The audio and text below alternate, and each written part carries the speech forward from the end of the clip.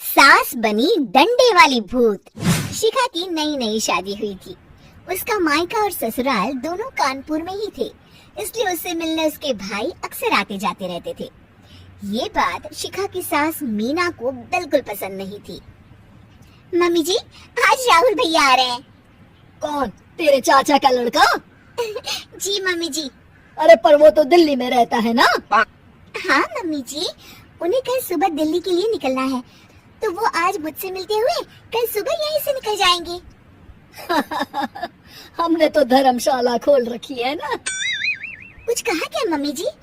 मैंने कहा हाँ, आने दे तेरे भैया को, जमकर खातिरदारी करेंगे।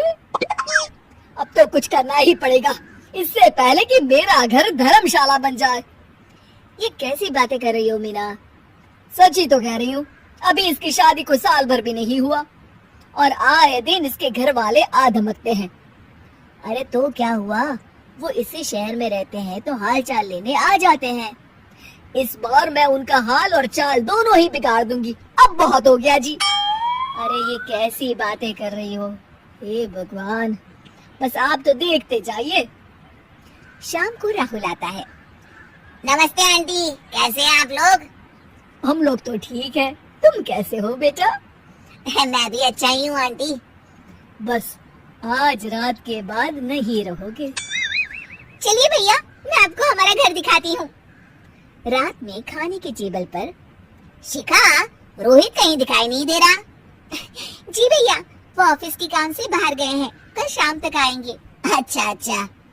बेटा, क्या तुम भूत प्रेत में मानते हो?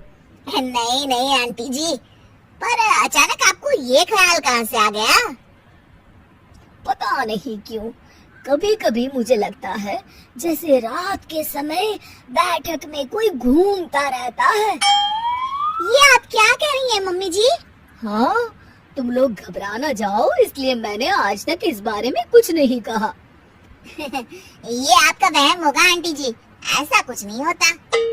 हो सकता है। चलो अब मेरा सोने का टाइम हो गया है तो चलती हूँ मैं। शिखा बेटा, राहुल के सोने की व्यवस्था वहीं दीवान पर कर देना। जी पापा जी। अब चलिए भी। अच्छा, तो बैठक में सोने वाले हैं साहबजादे। क्या बड़बड़ा रही हो? कुछ नहीं, आप सो जाइए।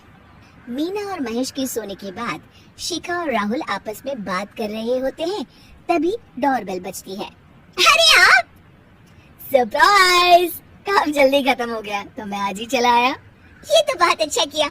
देखिए राहुल भैया भी आए हुए हैं, आप दोनों का मिलना भी हो जाएगा। कैसे हो रोहित?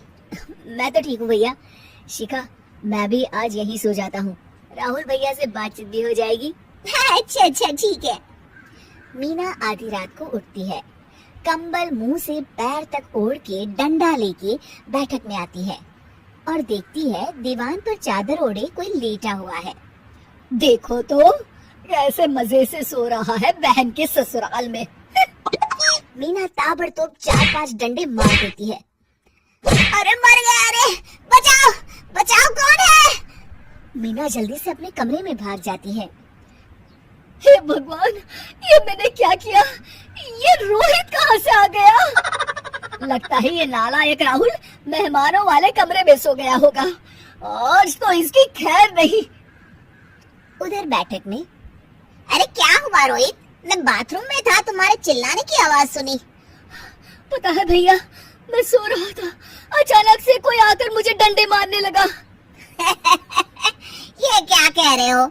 लगता है तुम भी आंटी की तरह भूत प्रेत में मानते हो। नहीं नहीं भैया, सच में कोई आया था। मैं तो जा रहा हूँ मेहमानों वाले कमरे में सोने के लिए। इस समय अपने रूम में जाऊंगा तो शिखा की नींद खराब हो जाएगी। ठीक है भाई, जाओ तुम, जहाँ तुम्हारा भूत डंडा लेके ना आ सके। थोड़ी देर बाद मीना कंबल ओढ़ के डंडा लेकर मेहमानों वाले कमरे में पहुँच जाती है। वो बिस्तर पर सोए रोहित को फिर डंडों से मारने लगती है। अरे मर गया, अरे मर गया। तू भूत प्रेत में नहीं मानता ना? ये ले, अब डंडे खा। है? ये तो माँ की आवाज है। रोहित कंबल खींच देता है। बेटा तू! अरे ये क्या कर रही हो माँ? मार मार के मेरा बर्ता बना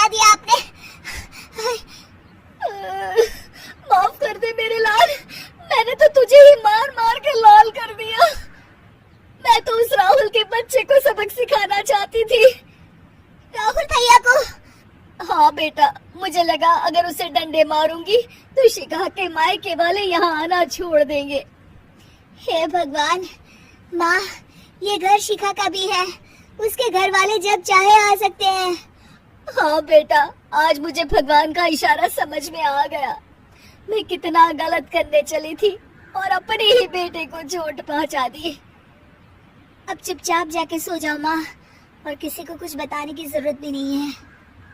शिक्षा दूसरों का बुरा चाहने वालों के साथ भी बुरा ही होता है।